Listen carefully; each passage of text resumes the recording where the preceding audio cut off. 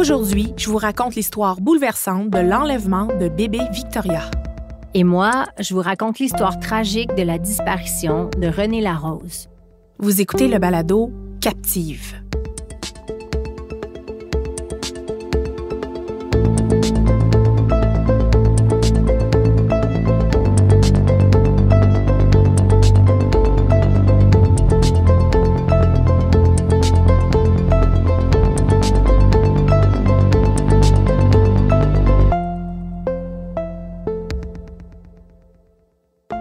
Michel, pour commencer aujourd'hui, j'aimerais remercier un auditeur, Francis Hébert, qui nous a soumis comme suggestion le sujet que je vais te raconter.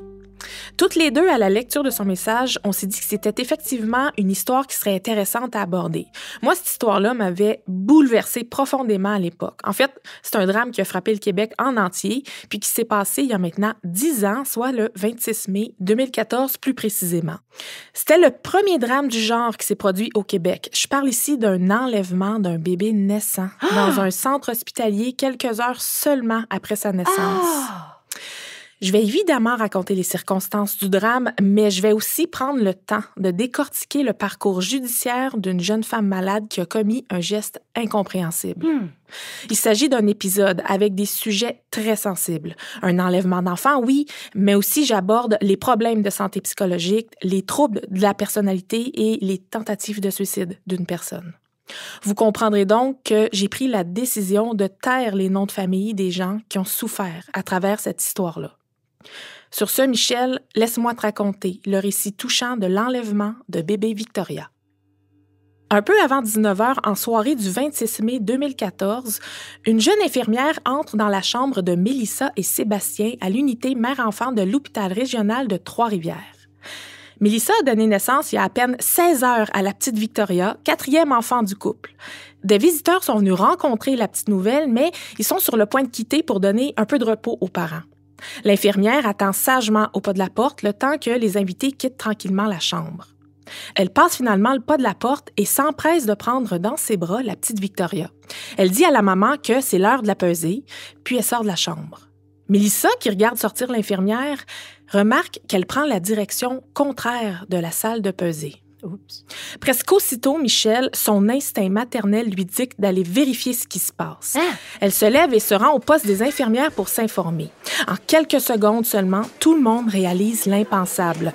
Aucune infirmière actuellement en service se trouve avec Victoria. Voyons donc. Mélissa, qui pourtant a encore le corps meurtri à la suite de la naissance de sa petite, se met à courir vers la sortie. Elle descend les escaliers 4 marches à la fois dans l'espoir d'arriver assez rapidement à la sortie de l'hôpital. Elle ne voit rien, mais elle entend un visiteur qui se dit outré d'avoir vu un bébé naissant nu-pied et nu-tête à l'extérieur dans les bras d'une infirmière. Voyons donc. Mélissa comprend soudainement qu'il est question de sa fille, puis en réalisant le drame épouvantable qu'elle est en train de vivre, elle lâche un hurlement de désespoir avant de s'effondrer. À partir de ce moment-là, tout va débouler très rapidement. En à peine 5 minutes, les premiers policiers arrivent sur place. Dans l'hôpital, là, c'est la panique, tant chez la famille que chez les membres du personnel qui sont aussi en état de choc. Mais heureusement, les gens demeurent réactifs et puis se mobilisent. Il est à peine 19 heures quand les bandes vidéo sont scrutées par les membres de la sécurité de l'établissement afin de trouver un visuel de la suspecte. Et bingo, on met la main sur une image un peu floue, mais correcte de la supposée infirmière. On voit une jeune femme au visage arrondi avec cheveux bruns foncés dans un uniforme d'infirmière rouge. Elle n'a aucun badge ou carte d'identification, aucun accessoire. Je te montre la photo. Est-ce que ça dit quelque chose? Ben oui. En quelques minutes, la photo, la description physique de la suspecte et de sa voiture, une Toyota Yaris rouge avec un autocollant bébé à bord sur la vitre arrière, sont partagées auprès des autorités. Puis, à 19h08 pile, une alerte Amber est déclenchée et partagée sur les réseaux sociaux. La nouvelle se répand rapidement à travers la province. C'est une vraie onde de choc, Michel. Là. Écoute, un bébé kidnappé. Là. C'est incroyable. Vers 20h30, 1h30 après l'enlèvement, un jeune groupe d'amis du secteur de Cap-de-la-Madeleine, composé de Charelle et Mélisane Bergeron, Charlène Plante et Marc-André Côté, voit passer sur les réseaux sociaux un message avec les descriptions de la femme recherchée et de sa voiture, puis aussitôt, ils se sentent interpellés. Puis, ils décident donc de partir, les 4, à la recherche du véhicule dans les rues de Trois-Rivières. Durant leur recherche, l'une des membres du groupe, Charlène, trouve finalement la photo de la suspecte qui provient de la bande vidéo, puis Michel, elle la reconnaît. Charlène a déménagé il y a quelques temps seulement, puis elle est convaincue qu'il s'agit d'une de ses anciennes voisines qui habitait le même bloc appartement qu'elle. Oh, donc, les 4 jeunes prennent la route vers l'ancien immeuble à logement de leur amie, situé sur la rue Louis Pasteur, qui se trouve, tiens-toi bien, à moins de 500 mètres de l'hôpital où l'enlèvement a eu lieu. Il est maintenant 21h30. En arrivant dans le stationnement, il remarque non pas une Toyota Yaris, mais plutôt une Ford Fiesta rouge avec un autocollant bébé à bord. Hey, ça, j'en reviens pas, là. Dans le véhicule, il remarque une poussette. Il note alors le numéro de plaque. Il pénètre dans l'immeuble de 20 logements, il monte au 2e étage et écoute à la porte de l'appartement où il pense que la suspecte pourrait se trouver avec le bébé. Il semble y avoir signe de vie. Ils appellent donc aussitôt la police. À peine 3 minutes plus tard, 7 véhicules de police arrivent discrètement, sans bruit, sans gyrophare. Le lieutenant Roland Brouillette, qui fait partie des policiers déployés, sera le premier à entrer dans l'appartement, dont la porte sera défoncée par le corps policier. Dès qu'il entre, il voit la femme. Elle est immobile. Il lui demande où se trouve le bébé, puis elle pointe simplement la chambre, sans rien dire, sans bouger. En ouvrant la porte de la chambre, le lieutenant Brouillette trouve la petite Victoria. Elle est calme, elle va bien. Il perd pas de temps, il la sort de l'appartement et se rend au centre hospitalier où, évidemment, Mélissa et Sébastien attendent impatiemment le retour de leur petite fille. L'une des images les plus médiatisées est sans contredit celle du lieutenant Brouillette qui entre dans l'hôpital avec Victoria dans ses bras. Tu l'as devant toi. Incroyable. Il est 22h22 quand la petite est finalement réunie avec ses parents. L'enlèvement aura duré près de 3 heures en tout. Ça peut paraître court, mais pour les parents, c'est une éternité, un vide, un moment d'impuissance interminable où le découragement prend souvent le dessus sur l'espoir. Mélissa, la maman de Victoria, l'a dit elle-même aux journalistes. Une demi-heure avant qu'on la retrouve, j'ai serré son petit linge dans son sac. Je pensais plus la revoir. Oh. Je peux même pas m'imaginer ce qu'ils ont dû vivre comme cauchemar. Quelques heures seulement après le retour de Victoria, une fois qu'ils se sont assurés qu'elle allait bien, Mélissa et Sébastien ont pris la route vers leur domicile de Nicolet afin de retourner auprès de leurs 3 autres enfants âgés à l'époque de 8, 5 et 2 ans. À partir de ce moment-là, les parents de Victoria sont demeurés assez discrets, préférant possiblement se reconstruire doucement loin de la pression médiatique. De toute façon, les journalistes vont plutôt se tourner vers la femme que tout le monde recherchait, Valérie, cette femme qui subira très rapidement l'indignation de la population. Au fil des dizaines et des dizaines d'articles de journaux qui seront publiés, on finit par mieux saisir le personnage. C'est qui elle et puis pourquoi elle a fait ça? En décortiquant tout le processus judiciaire qui allait suivre, je me suis vite aperçue que derrière ce crime incompréhensible se cache aussi une femme malade, atteinte notamment de troubles de la personnalité. Elle s'appelle Valérie, elle a eu 21 ans, quelques jours seulement avant de commettre l'enlèvement. Tu vas voir que je vais mettre l'emphase sur les termes « trouble de la personnalité » plutôt que « maladie mentale » parce qu'il y a une nuance. Selon le manuel Merck, un manuel de médecine, les troubles de la personnalité sont caractérisés par des images dysfonctionnelles de la pensée, de perception, de réaction, puis de relations qui entraînent une souffrance importante pour la personne et ou nuisent considérablement à sa capacité à fonctionner. Mais dans ce cas-ci, on parle surtout de troubles de la personnalité associés à l'impulsivité. Donc, on parle d'une personne qui peut difficilement contenir ses émotions, ses peurs, sa colère, puis ses désirs. Puis on va y revenir d'ailleurs sur ses désirs. Tu vas mieux comprendre. Mais avant ça, je te ramène au 26 mai 2014. Bébé Victoria est enfin sortie de l'appartement. Les policiers empoignent alors Valérie. Elle est escortée par des ambulanciers en raison de son état. Parce qu'en effet, d'après les témoins sur place, la jeune femme semble dans les vapes. Certains voient des bouteilles de médicaments dans les mains des ambulanciers comme si Valérie avait ingéré une trop grande dose de médication. On l'amène à l'hôpital, puis on apprend plus tard qu'elle est inconsciente et intubée. Elle n'est donc pas en mesure de subir un interrogatoire. Malgré tout, 2 jours plus tard, le mercredi 28 mai, la procureure de la Couronne, maître Marie-Ève Paquet, autorise que des accusations soient portées contre Valérie. Les enquêteurs ont pu accumuler assez de preuves pour qu'un dossier soit présenté et ce, sans que l'accusé soit interrogé en raison de son état de santé. On accuse donc officiellement Valérie d'abord d'enlèvement d'un enfant de moins de 14 ans, ce qui est passible d'une peine maximale de 10 ans de prison si elle est reconnue coupable. Puis on l'accuse aussi d'enlèvement et séquestration d'un enfant de moins de 16 ans, qui prévoit une peine minimale de 5 ans advenant qu'elle soit aussi reconnue coupable. On apprend par le fait même que d'autres accusations ont été portées contre Valérie quelques mois auparavant concernant une série de vols à l'étalage dans 2 magasins Walmart de la région, puis aussi une accusation de possession de méthamphétamine. Oh. Le portrait de la jeune femme est donc pas très reluisant dans les journaux. On raconte qu'elle a des problèmes de santé mentale, on parle même de ses tentatives de suicide dans le passé, puis d'une supposée tumeur au cerveau qui expliquerait son visage enflé en raison des médicaments. Vraiment, là, on sent des fois que les journalistes s'en donnent un petit peu à cœur joie. Ouais, c'est confus. Ouais. C'est en fin de journée du 28 mai que Valérie reprendra conscience et dès le lendemain, elle comparaît au palais de justice où une évaluation psychiatrique lui est ordonnée afin de déterminer si elle est bien apte à subir son procès.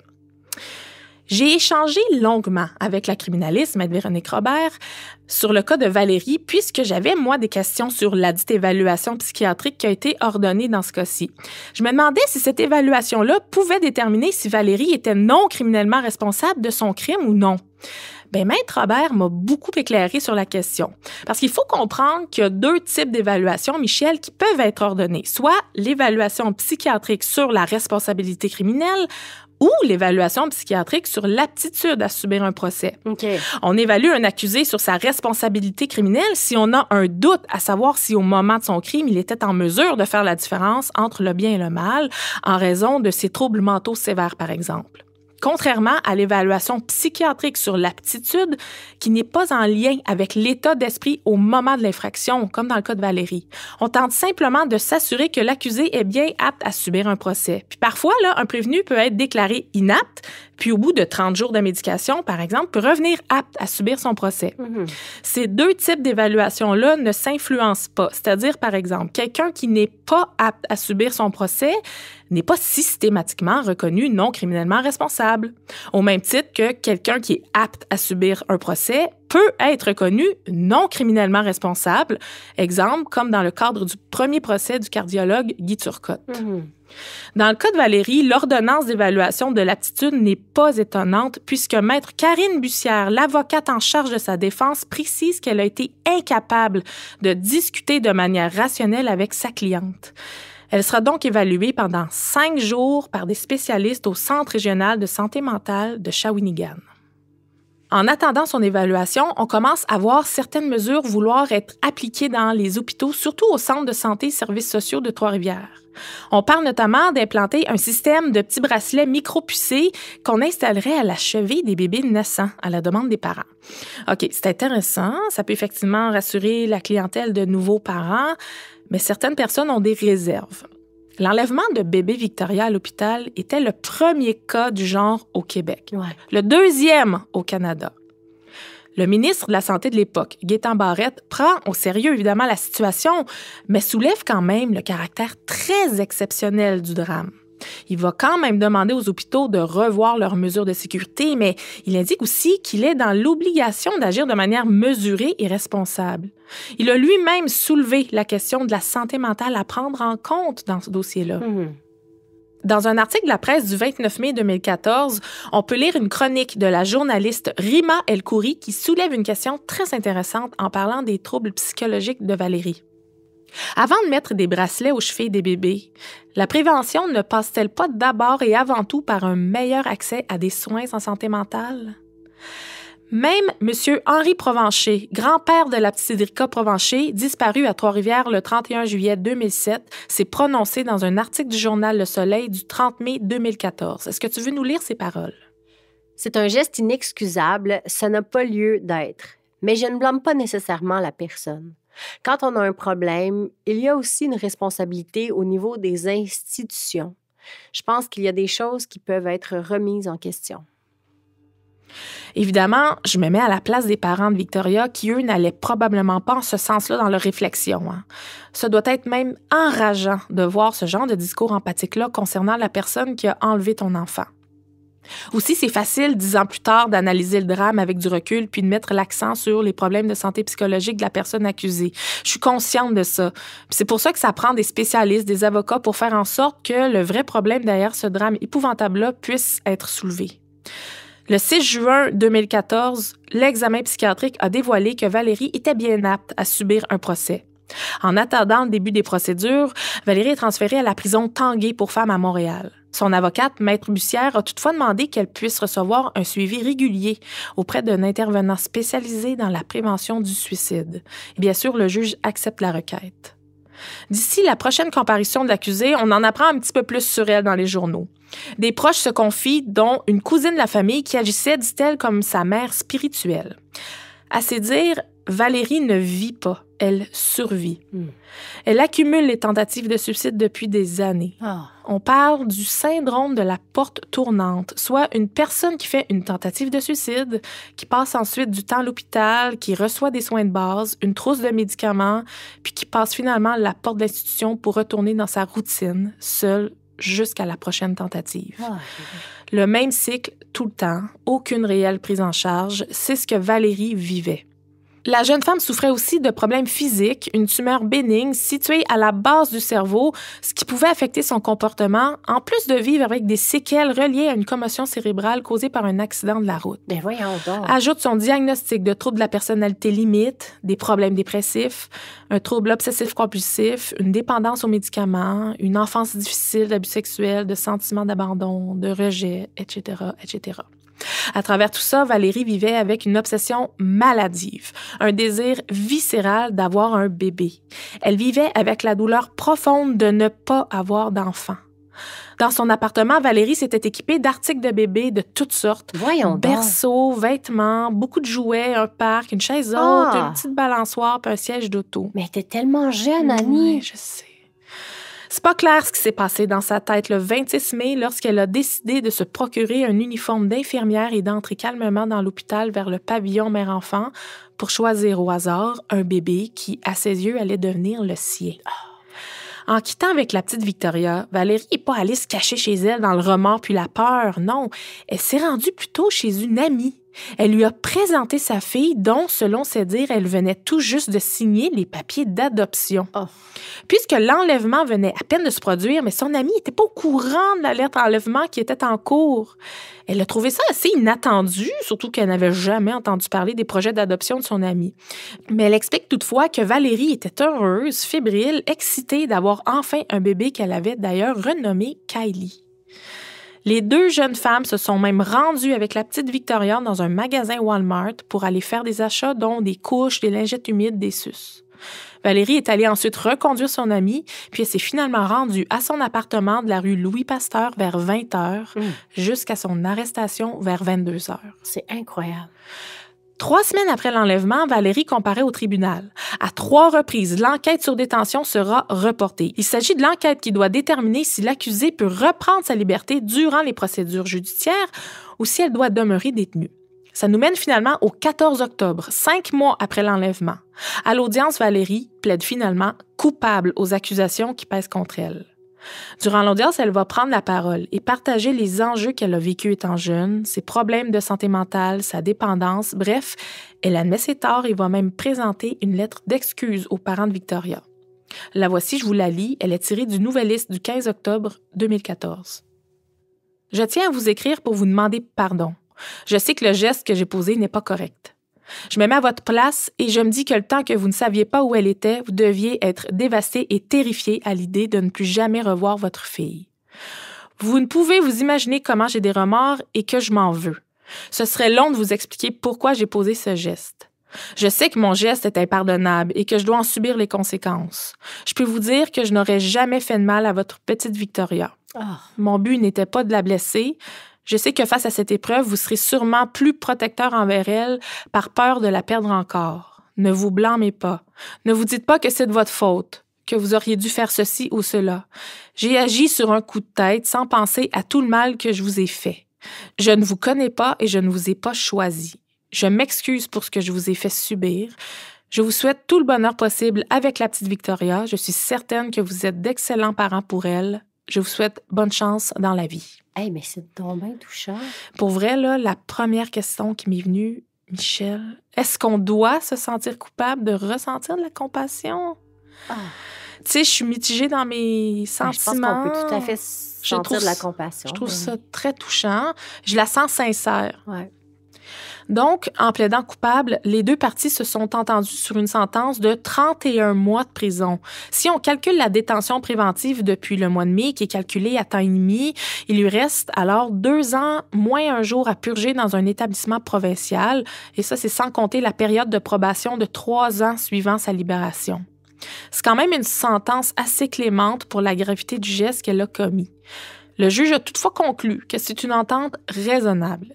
Il précise qu'il s'agit d'une sentence adéquate en raison des facteurs aggravants, c'est-à-dire l'âge de Victoria, la préméditation de son geste et le traumatisme qu'elle a fait subir à la famille du bébé. Cela dit, il soulève aussi les remords de Valérie, qui lui paraissent sincères.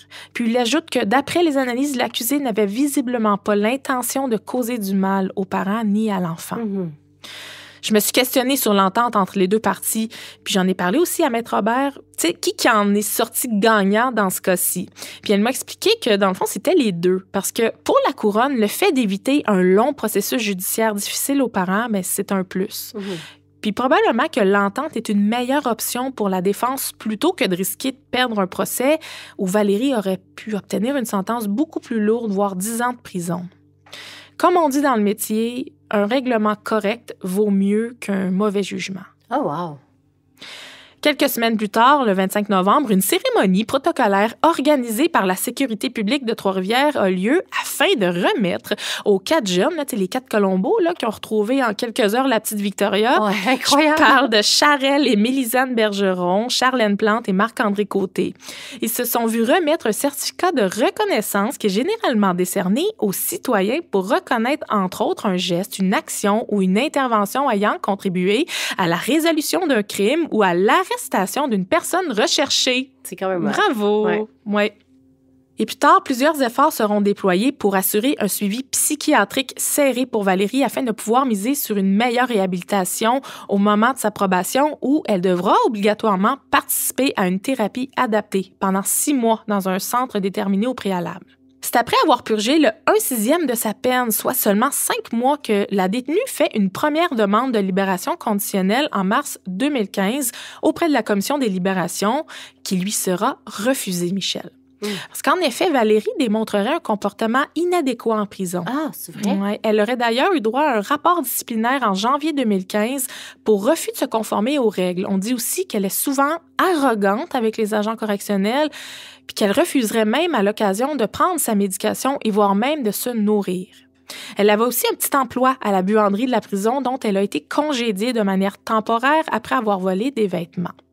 La commission lui exige donc de faire preuve d'une plus grande stabilité puisque l'environnement où elle va aller lors de sa probation sera beaucoup moins restrictif, donc elle devra faire preuve de plus de discipline. Cela dit, la commission a quand même tenu à souligner sa motivation à se reprendre en main, ses remords sincères, puis il souligne également sa participation active au programme offert à la prison. Son avocate a d'ailleurs mis sur pied un plan de sortie en prévision de sa libération qui consiste essentiellement en une thérapie fermée dans un centre spécialisé. On parle d'une thérapie adaptée aux besoins spécifiques de Valérie, donc qui prend en considération ses troubles de la personnalité et surtout ses problèmes de dépendance. Elle pourra alors bénéficier d'un suivi serré auprès d'un psychiatre et d'un neuropsychologue. Mais il va s'écouler environ 6 mois avant qu'une libération conditionnelle lui soit finalement accordée, évidemment sous condition de suivre son plan de sortie à la lettre. Le 8 septembre 2015, Valérie est accompagnée à la maison Carignan, à Trois-Rivières, un centre qui se spécialise dans le traitement des dépendances depuis presque 40 ans. Une équipe multidisciplinaire attend l'arrivée de la jeune femme. C'est un centre réputé, mais est-ce que les traitements vont répondre adéquatement aux besoins très spécifiques de Valérie? Bien, malheureusement, non. Parce qu'après à peine 6 semaines, la jeune femme est expulsée du centre puisque la direction précise qu'elle aurait transgressé les règles. Aïe, aïe, aïe. C'est très décevant pour son avocate, Maître Bussière, puisqu'il faut savoir qu'elle avait déployé beaucoup d'efforts à tenter de trouver à sa cliente une thérapie adaptée. Pratiquement aucun centre au Québec ne souhaitait recevoir Valérie, en raison notamment de la très grande médiatisation qui entoure sa cliente, mais aussi à cause de ses nombreux problèmes qui ne tournent pas juste autour de la dépendance. Valérie doit donc retourner en prison en attendant une décision de la part de la Commission des libérations. 3 semaines plus tard, on lui annonce que sa libération conditionnelle est suspendue, le temps de lui trouver une nouvelle thérapie dans un nouveau centre qui accepterait de la recevoir. Une deuxième tentative de thérapie adaptée s'offre à elle en février 2016 lorsque son avocate lui annonce qu'elle sera accueillie par le pavillon de l'Assuétitude qui aujourd'hui s'appelle le pavillon Eureka. Sa libération conditionnelle lui est à nouveau accordée, puis elle franchira les portes du pavillon le 28 février 2016 pour une période de 3 mois, 24 heures sur 24. Cette fois-ci, on pense que toutes les mesures sont mises en place pour mieux faciliter la réhabilitation de Valérie. Parce qu'en effet, son avocate précise qu'une approche plus humaine, moins stricte, je dirais, devrait mieux convenir à Valérie. Sa thérapie au pavillon se déroule bien. Elle participe aux thérapies, elle s'implique, elle démontre de la motivation, puis on lui propose même de prolonger de 2 semaines son séjour afin de lui permettre un droit de sortie de 48 heures les week-ends, et ce, sans accompagnement. Elle doit toutefois respecter un couvre-feu et loger chez une membre de la famille qui a accepté de l'héberger. Elle bénéficie de cet allègement-là grâce aux recommandations des 2 avocates et de son agente de probation qui sont très satisfaites des efforts de Valérie dans sa réhabilitation. C'est le 14 mai 2016, donc près de 2 ans après l'enlèvement de bébé Victoria, que Valérie peut officiellement débuter sa réinsertion sociale. Mais attention, sa période de probation n'est pas terminée. Elle doit s'engager à respecter des conditions strictes, notamment celle de maintenir un suivi psychologique serré et s'assurer de ne pas être à moins de 100 mètres des endroits où l'on garde des jeunes enfants, des bébés, dont les garderies, les écoles, les hôpitaux, les parcs, et ce, tout le long de sa probation jusqu'en 2019. Ça devient compliqué, par exemple. Tu sais, évidemment que concernant l'interdiction de côtoyer des hôpitaux, là, on peut y avoir des exceptions en cas de traitement, thérapie ou urgence médicale, bien évidemment. Ouais. Les démarches de Valérie sont suivies à la lettre. On s'assure que ses conditions sont respectées. Au moment où on pensait qu'elle était sur un bon air d'aller, on apprend dans les médias, en juillet 2018, donc plus de 2 ans après le début de sa réinsertion, qu'elle est mise en état d'arrestation pour bris d'engagement de sa probation. On s'imagine vite en lisant les articles qu'elle se soit peut-être auto-sabotée, qu'elle a recommencé à consommer, par exemple. Mais c'est un petit peu plus complexe que ça. On apprend plutôt que la spécialiste avec qui elle avait des suivis serrés a dû subitement quitter le pays. Donc, pour une période d'environ 1 an, soit entre juin 2017 et juillet 2018, il semblerait que Valérie n'ait pas déployé assez d'efforts pour se trouver un nouveau spécialiste afin de maintenir ses suivis. Bien, en sachant ça, le tribunal a donc émis un mandat d'arrestation en date du 23 juillet 2018. Valérie s'est rendue par elle-même au palais de justice 2 jours plus tard où elle a comparu pour 2 chefs d'accusation. Je te lis ce qu'on lui reproche selon un article du Nouvelliste du 27 juillet 2018. La jeune femme ne se serait pas conformée à 2 conditions, soit celle de suivre et compléter les thérapies et traitements suggérés par l'agent de probation, et celle de respecter son suivi psychiatrique avec tout médecin psychiatre ou autre docteur référé et prendre la médication prescrite par celui-ci. Son procès, qui a lieu 1 an plus tard, le 22 août 2019, sera très bref. Valérie est rapidement acquittée pour faute de preuves. Le juge Simon Ricard estime que les preuves présentées par la couronne étaient essentiellement basées sur des oui-dire. Pour être plus clair, là, c'est que le juge précise que les témoignages présentés lors du procès, soit ceux de l'agente de probation et de l'intervenante communautaire, qui étaient toutes les 2 impliquées dans le dossier de Valérie, eh bien, leur témoignage ne faisait en réalité que rapporter les conversations qu'elles ont eues avec le psychologue ou le médecin traitant de Valérie. Le juge conclut donc que c'est eux qui auraient dû témoigner et pas seulement l'agente et l'intervenante. Donc, au dire du juge Ricard, ces oui-dire-là ne prouvent en rien que Valérie aurait bel et bien contrevenu à ses conditions de probation. Mais voyons. D'autant plus que l'avocate de Valérie a pu présenter de manière claire les efforts de sa cliente à se trouver un emploi, en plus d'avoir complété sa thérapie pour sa dépendance aux médicaments. C'est donc le 22 août 2019 que Valérie retrouve officiellement sa liberté sans condition puisque sa période de probation est maintenant terminée. J'ai fouillé, puis elle semble pas avoir fait les manchettes des journaux à la suite de sa libération officielle en août 2019. En fait, j'ai pas trop cherché à savoir ce qu'elle faisait aujourd'hui puisque de toute façon, je tiens pas particulièrement à attirer davantage l'attention sur elle maintenant qu'elle a purgé sa peine. Avec les nombreuses thérapies qu'elle a suivies puis qu'elle continue peut-être à suivre aujourd'hui, j'ai bon espoir qu'elle a pu reprendre contrôle sur sa vie puis qu'elle puisse maintenant compter plus facilement sur des ressources et du soutien pour maintenir une meilleure santé psychologique. Pour ce qui est de la petite Victoria et sa famille, j'espère que le traumatisme qu'ont vécu ses parents s'est un peu dissipé avec les années. J'ai bien sûr une pensée particulière pour la petite, âgée aujourd'hui de 10 ans, qui, du haut de ses quelques heures de vie, le 26 mai 2014, a chamboulé le cœur des Québécois. J'espère sincèrement que l'image qui est restée gravée dans la mémoire collective est bien celle de bébé Victoria, qui retrouve ses parents grâce à l'intrépidité et à l'audace incontestable de ses 4 anges gardiens. Pour obtenir de l'aide ou de l'information concernant votre santé mentale ou celle d'un proche, vous pouvez simplement appeler la ligne Info Sociale en composant le 811.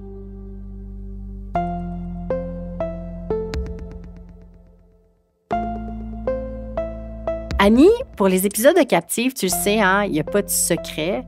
Toi puis moi, c'est un peu la même méthode au départ. On sautille d'histoire en histoire dans les archives de journaux ou, pour ma part, dans les fiches des dossiers non résolus sur les sites des diverses autorités du Québec. Puis après ça, on prend un moment pour feuilleter les détails qu'on peut trouver rapidement ou non. Puis on plonge dans l'histoire quand elle nous happe. C'est comme irrésistible. On nous demande souvent comment on fait pour choisir telle ou telle histoire, puis j'ai toujours trouvé ça difficile à expliquer. Des fois, on dirait plutôt que ce sont les histoires qui nous choisissent. Tellement. Je sais pas si ça te fait cet effet-là aussi. C'est un peu ce qui m'est arrivé avec le segment d'aujourd'hui. J'étais sur le site de Meurtres et disparitions irrésolues du Québec à lire les dernières nouvelles concernant les dossiers en cours et je suis tombée sur la fiche de cette jeune femme, toute droit sortie d'une autre époque. Une belle brune, tout sourire dans ses vêtements typiques 70s là, qui fait la pose devant un rideau de velours fleuri-brun. J'ai juste eu à lire le court descriptif qui accompagnait cette photo-là pour savoir que c'était déjà trop tard. Instantanément, j'ai eu besoin de savoir ce qui s'est passé avec cette fille-là. J'aurais jamais pu m'imaginer que cette histoire-là allait me plonger en plein cœur de la guerre des motards, celle qui finira par décimer le redoutable club des Devil's Disciples vers la fin des années 70. Annie, laisse-moi te raconter la tragique histoire qui entoure la disparition de la jeune Renée Larose. Avant de commencer, Annie, veux-tu nous lire quelques lignes qu'on retrouve sur la fiche de disparition officielle de Renée? Oui. Après avoir reçu un appel téléphonique, Renée a quitté le domicile de sa sœur pour se rendre au restaurant Canada Hot Dog, situé sur la rue Masson. Lorsqu'elle est partie, elle n'avait pas de souliers dans les pieds. Tu comprends mieux maintenant qu'avec cette prémisse-là, c'était difficile, voire impossible d'en rester là. Évidemment que je me suis lancée presque tout de suite dans les recherches préliminaires, puis étonnamment, j'ai quand même trouvé pas mal d'infos sur la disparition de Renée. Ou je devrais plutôt dire sur le contexte de sa disparition. Ce que j'ai regretté le plus, par contre, c'est de ne rien trouver sur Renée tout court, sur elle, sur sa personnalité, sur son histoire, sur sa vie. On sait bien peu de choses sur cette jeune fille, bien que, le contexte de ce qui va lui arriver pourra quand même un peu nous éclairer sur au moins un pan de sa personnalité. Renée Larose est née en 1958 et au printemps 1975, elle a 16 ans. Tout ce que je peux te dire, Annie, c'est qu'à ce moment-là, Renée habite à Montréal et que cette belle brune de 5 pieds 6 est depuis quelques semaines la blonde de Pierre Saint-Jean, un criminel endurci que l'on surnomme Napo dans le milieu des motards. Oui, Annie, même si Renée est encore pratiquement une enfant, on dit qu'elle est irrésistiblement attirée par les bad boys. Puis comme tu vas l'apprendre, pas n'importe lesquels. Pierre Napo Saint-Jean, là, c'est plus qu'un bad boy. C'est un homme de 29 ans, quelqu'un qui a déjà un lourd parcours criminel et qui ferait son chemin dans l'organisation des Devil's Disciples, la bande de motards la plus redoutée en 1975. Puis Je sais là, que c'est pas important l'apparence, là, puis qu'on tombe amoureux des qualités, là, blablabla, mais si tu t'imagines que Napo, c'est l'archétype du mauvais gars super sexy avec un cœur tendre, là, ben détrompe-toi. Selon le blog Coulopolice, où j'ai pu trouver une photo, bon, oui, de très mauvaise qualité, mais quand même, de Pierre Napo-Saint-Jean, il a l'air d'un homme assez ordinaire, avec une calvitie avancée puis un bouc foncé autour de la bouche, là, genre 29 ans qui a l'air d'un solide 45, mettons. C'était comme ça arrivait souvent dans ce temps-là. Hein? Oui, complètement. Disons qu'on est loin d'un James Dean, disons-le comme ça. Selon un très long papier dans la presse du 1er novembre 92, c'était les Devil's Disciples qui contrôlaient en grande partie le marché de la drogue à Montréal à ce moment-là. Plus précisément, la rue Saint-Denis et le fameux carré Saint-Louis. Pour te situer un peu là, dans ce qu'on connaît maintenant de l'histoire des motards à Montréal, grâce à ton épisode déchirant sur le petit Daniel Desrochers de la saison dernière, tout ça, là, ça se déroule avant même l'arrivée des Hells Angels à Montréal, hein, qui sont débarqués au Québec juste en 1977, si j'ai bien compris. J'aurais pas le choix, Annie, de sauter à pieds joints dans le contexte social et criminel de l'époque pour bien qu'on comprenne l'histoire de René. Enfin, je sais pas si on va mieux comprendre l'histoire, mais on va certainement y voir plus clair contextuellement parlant. En 1975, donc, à Montréal, il y a 2 clubs de motards qui se font plus ou moins la guerre et s'arrachent les bouts de territoire. Bon, d'un côté, les Devil's Disciples, et de l'autre, attention, ça fesse, les Popeyes. Les Popeyes qui, d'ailleurs, justement, vont s'affilier aux Hells Angels en 1977.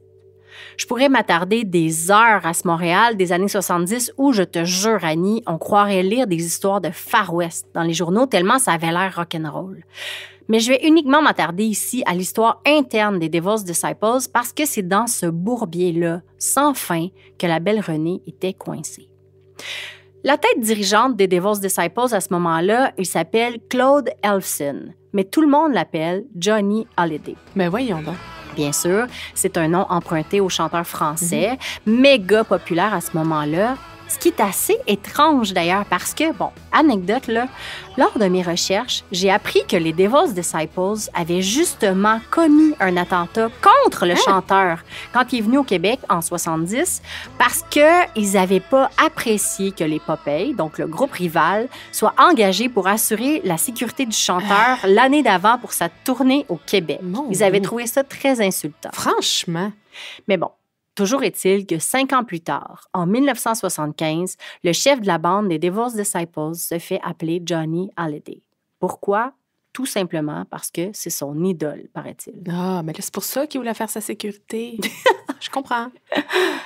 Et Johnny Hallyday, il a bien sûr quelques préférés dans sa bande, hein? Des gens qu'il considère comme des numéros 2 ou 3 dans l'organisation. Puis ça, ben ça finit toujours par faire des jaloux puis de la chicane. Et évidemment, ce qui devait arriver arriva. Il va y avoir de plus en plus d'animosité entre Johnny Hallyday et le numéro 2 du club des Devil's Disciples, Guy Filion. Ce sont des désaccords constants et irréconciliables qui finissent par scinder les Devil's Disciples en 2 clans quand Guy Filion décide de claquer la porte de la bande en emportant avec lui une cagnotte non autorisée de 100 000 $ et plusieurs membres du gang, dont Pierre Napo-Saint-Jean, le chum de René Larose. Et là là.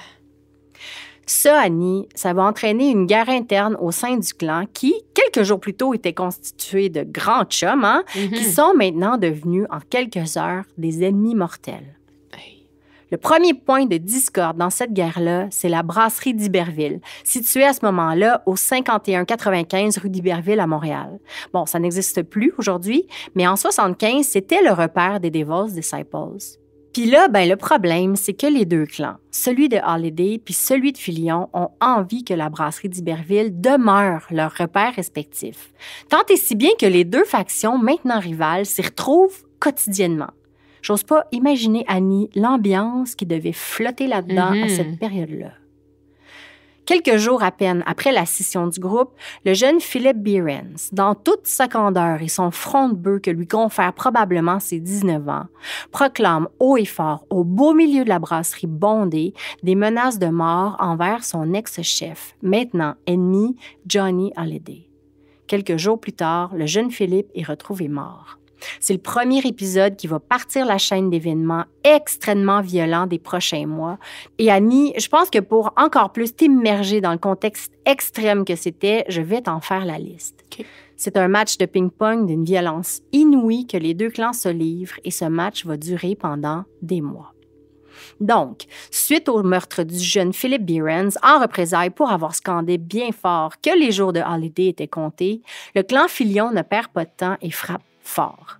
Quelques jours après l'assassinat de Philip, Holiday et sa femme échappent de justesse à un attentat à la bombe à leur chalet. Bien sûr, la réplique ne se fait pas attendre. Quelques jours plus tard, un des membres du clan Filion perd un œil dans l'explosion de sa Cadillac. Bon, si tu as bien suivi, là, tu sais que c'est maintenant le 3e événement de la chaîne, hein, après la mort de Philip Behrens et l'attentat raté sur Holiday et sa femme. Numéro 4. C'est au tour d'un des membres du clan Holiday de l'échapper belle quand, écoute ça, Annie, les enfants de l'homme en question découvrent par hasard une bombe cachée dans le mur de leur maison. Ben voyons donc! Comment ils viennent à bout de la désamorcer? Rien de plus simple. Oui, Annie, c'est la police qui va venir leur sauver la peau. Ben voyons donc! 28 mai 1975, on continue le match de ping-pong. C'est maintenant au tour de Filion lui-même d'y goûter, puis solide à part ça. Alors qu'il rentre chez lui, il dépose d'abord sa blonde devant l'entrée de sa maison avant de franchir encore quelques mètres pour aller garer la voiture au garage. Filion a à peine le temps de descendre de la voiture qu'il entend des coups de feu. Devant la porte de la maison, sa blonde s'écroule après avoir reçu plusieurs balles dans la tête. Filion court se cacher, il est épargné. Sa blonde, Ginette Pelletier, avait à peine 22 ans. Oh mon Dieu! Numéro 6.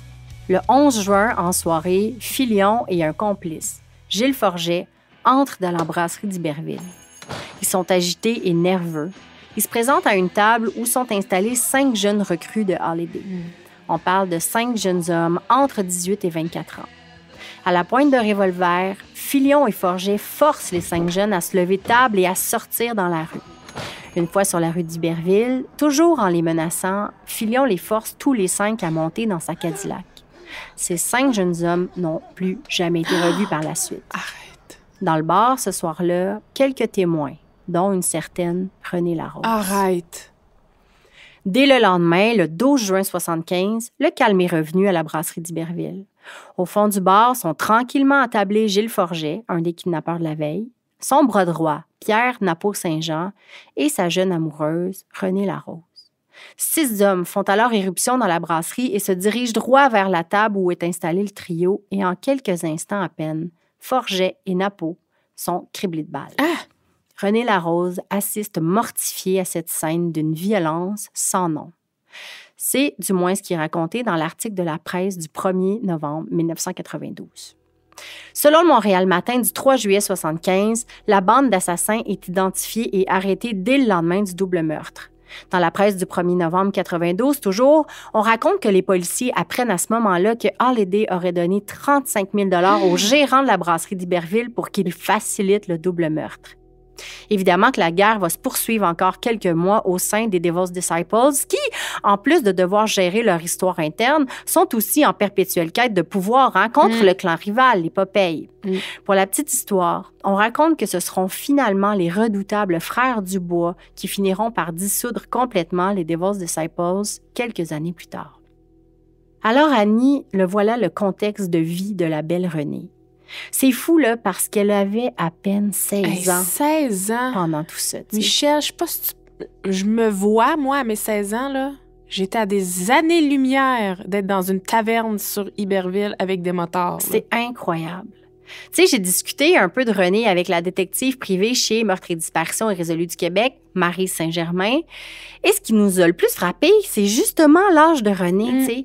Puis je précise que dans bien des parutions, là, on raconte que Renée avait 17 ans ou même 18 ans. Mais selon la famille de Renée, là, elle était bel et bien âgée d'à peine 16 ans quand tout ça est arrivé. C'est troublant à 360 degrés, cette histoire-là. Oui. Comment, justement, à un si jeune âge, on peut se ramasser à dater un criminel aussi notoire. Puis que dire, justement, de ce criminel notoire de 29 ans qui avait une adolescente comme blonde? Ben oui. Là? C'est bouleversant de s'imaginer dans quelle espèce d'atmosphère de peur et de terreur elle devait vivre.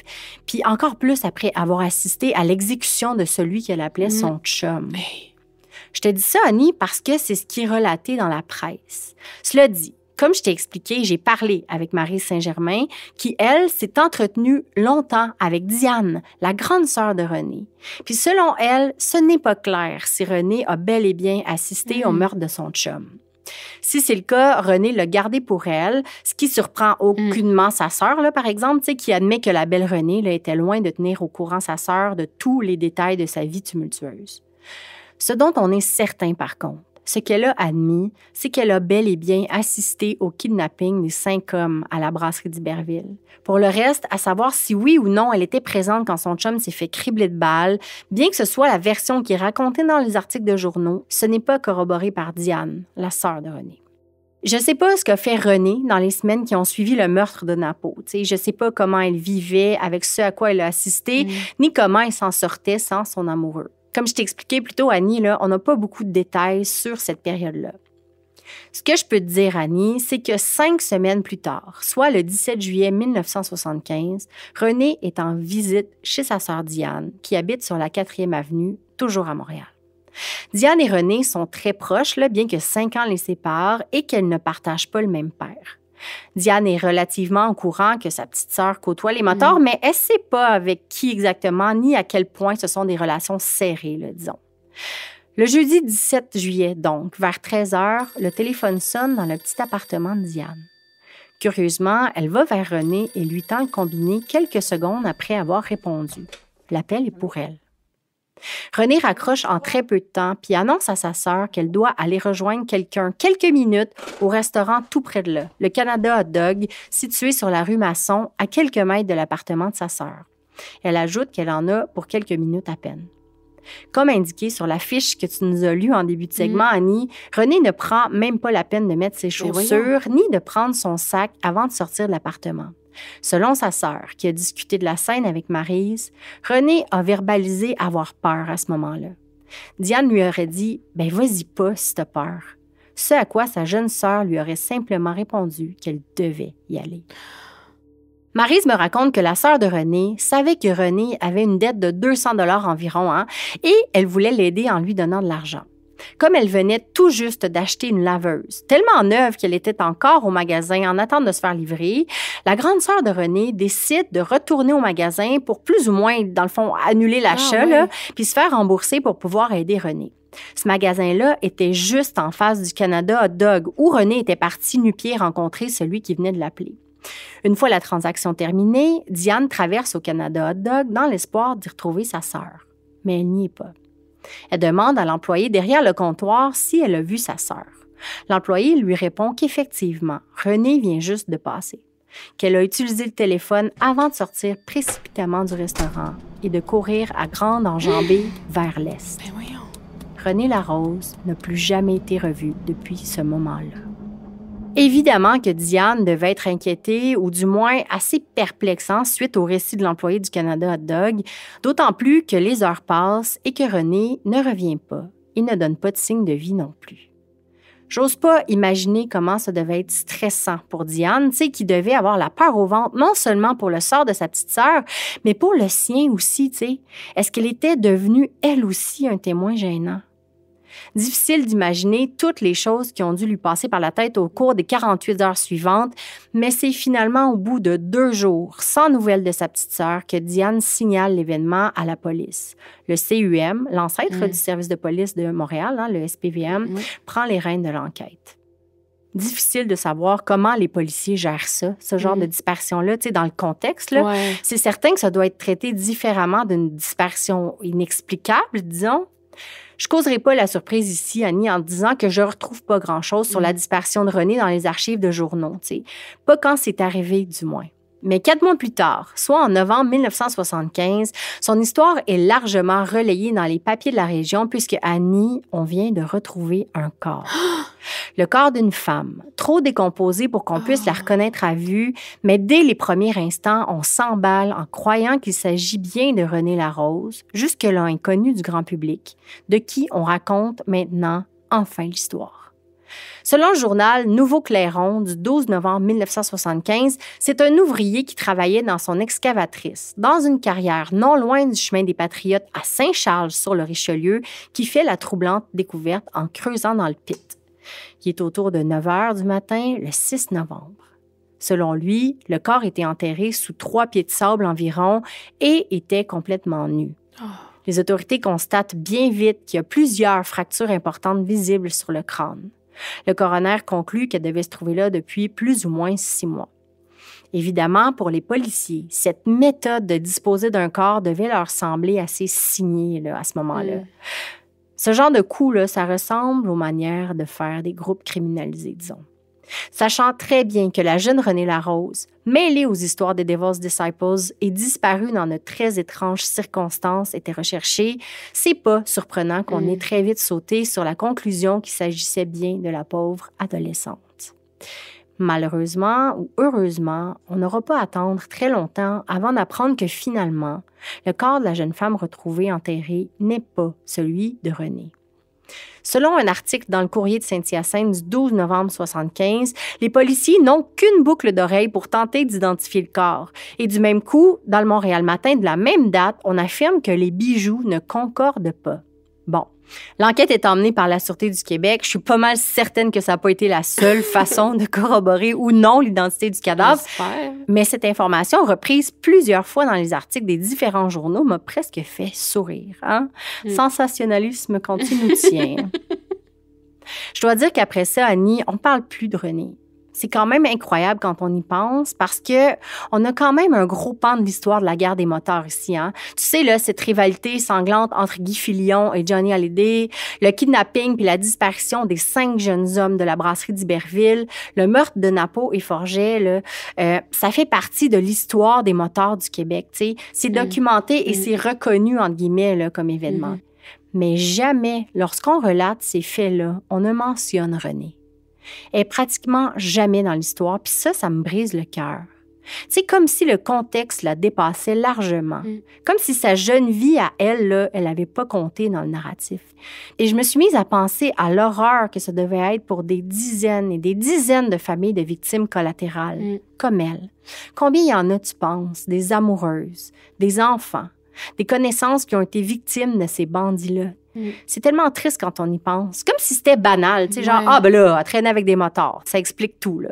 Mais pas assez importante pour qu'on en parle dans l'histoire des motards. Mais par contre, elle est probablement morte à cause de ces gens-là, tu sais. Ben c'est ça, tu sais, on parle quand même de la vie d'une adolescente de 16 ans. Exactement.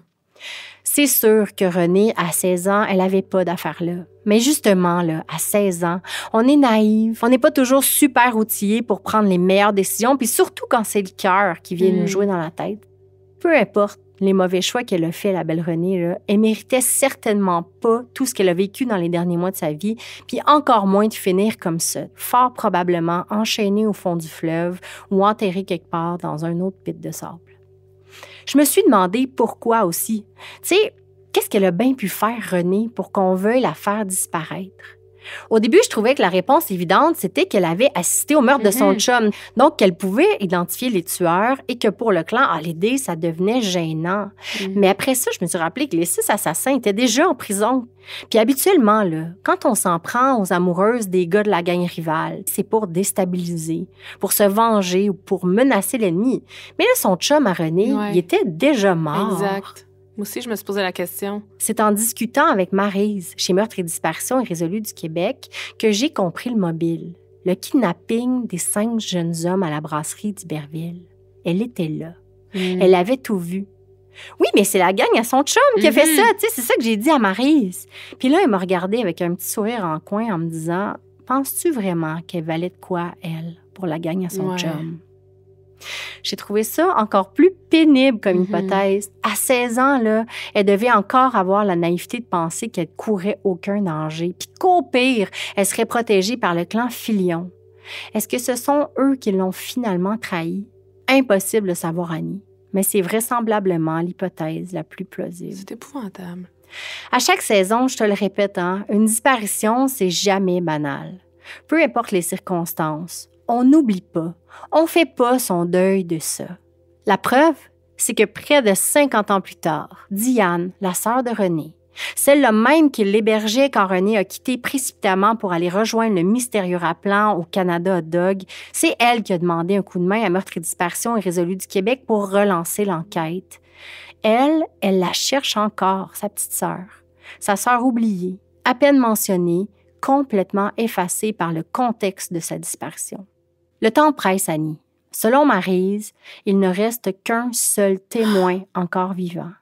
Une seule personne qui peut-être sait ce qui s'est réellement passé pour la jeune Renée Larose le 17 juillet 1975 et qui pourrait indiquer où est son corps. Et cette personne, c'est Claude Elfson, alias Johnny Hallyday. Si vous avez des informations à propos de la disparition de Renée Larose, n'hésitez pas à contacter le SPVM ou Infocrime Montréal 514-393-1133. Captive est enregistrée au studio Madame Wood à Montréal. Un concept et une réalisation d'Annie Lorrain et Michel Ouellette. Montage et habillage sonore, Vincent Blain. Thème musical, L'Indice.